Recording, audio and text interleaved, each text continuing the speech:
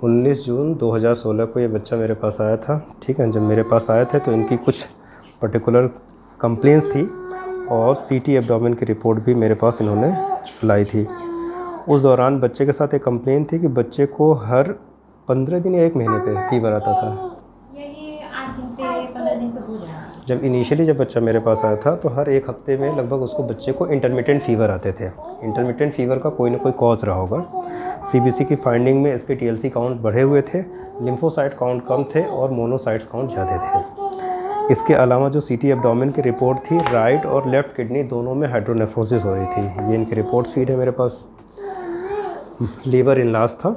उसके अलावा right kidney में इस बच्चे को अपर 1/3 पार्ट में डायलेशन था। कॉज कोई ऑब्वियस नहीं था, यानी कि स्टोन की वजह से मोस्टली ऐसा होता है या फिर कोई यूरेट्रोसील वगैरह हो, जबकि ये दोनों चीज़ें नहीं थी।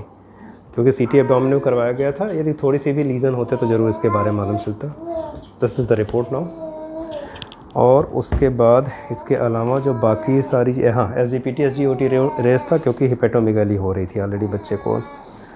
हीमोग्लोबिन का काउंट 10 के आसपास था। जिन बच्चों को हीमोग्लोबिन का काउंट कम होता है उनको रिकरेंट इन्फेक्शन के चांसेस ज़्यादा रहते हैं। ऐसे बच्चे प्रोन टू द इन्फेक्शन होते हैं। दैट्स वाई आज फिर ब्लड इन्वेस्टिगेशन करवाएंगे।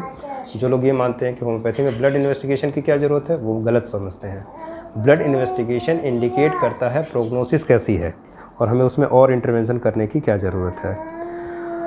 कॉन्ट्रास्ट स्टडी जब करवाई गई थी, RGU MCU करवाई थी बच्चे की, जिसमें पोस्टीरियर यूरेथ्रा वॉल जो था वो नैरोड था, यानी कि like a condition of urethral structure develop हो रहे थे। यूरेथ्रल स्ट्रक्चर के ढेर सारे मरीज मेरे पास अभी हैं। खैर, आज की डेट में 1 अगस्त है और इस बच्चे का इलाज करते हुए मुझे 2 महीने हो गए। 2 महीने में बच्चे को क्या हुआ, उसका जो रिकरेंट फीवर था उसकी क्या कंडीशन रही, और उसके अलावा अभी बच्चे को कोई फिज़िकल या कंप्लेन है कि नहीं है, ये उनकी मदर से ज़्यादा कोई नहीं बता सकता। तो नाउ मैं उनकी मदर से बोलूँगा तो वो इसके बारे में बताएं कि बच्चा प्रेजेंट डे में कैसा है। हाँ जी मैम, अब बच्चे का क्या हाल चाल है? बच्चे का हाल चाल एकदम ठीक है, स्वस्थ है।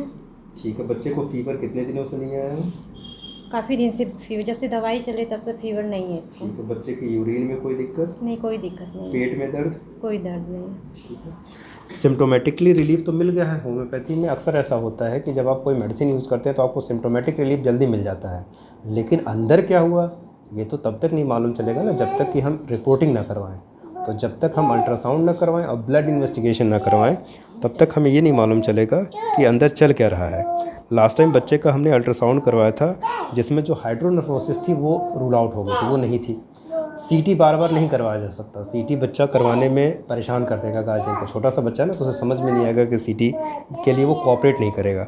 सो दैट्स वाई होम्योपैथी में ये सब चीज़ें ठीक हो जाती हैं। आप क्या मानते हैं कि बहुत टिपिकल टाइप की चीज़ है, इसके लिए किसी स्पेशलिस्ट की ज़रूरत है, और जब आप स्पेशलिस्ट के पास भी दिखा लेते हैं तो फिर आपको ये मालूम चलता है नहीं ये कहीं और। इस बच्चे को रेफ़र कर दिया गया था हायर सेंटर के लिए, और जबकि हकीकत में ऐसी कोई कंडीशन नहीं थी। Paediatric cases generally wait and watch के होते हैं। यदि आप वेट एंड वॉच कर सकें, किसी अच्छे डॉक्टर से कंसल्ट कर लें तो नो डाउट ये चीज़ें ठीक हो जाती हैं। आज की ब्लड इन्वेस्टिगेशन की रिपोर्ट भी हम आपको अपडेट करेंगे।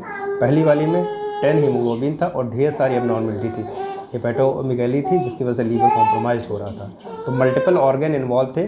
नाउ अ डे फिज़िकली बच्चा काफ़ी ठीक है।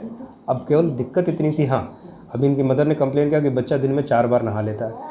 अब भाई 4-5 बार नहाएगा तो नो डाउट कोल्ड एक्सपोजर की वजह से दिक्कत हो सकती है। तो ये हमेशा टाइम टू टाइम आपको उनके गार्जियन को एजुकेट करना पड़ेगा कि बच्चे के लिए क्या ठीक क्या नहीं ठीक, इन सारी चीज़ों को मैनेज करना पड़ेगा।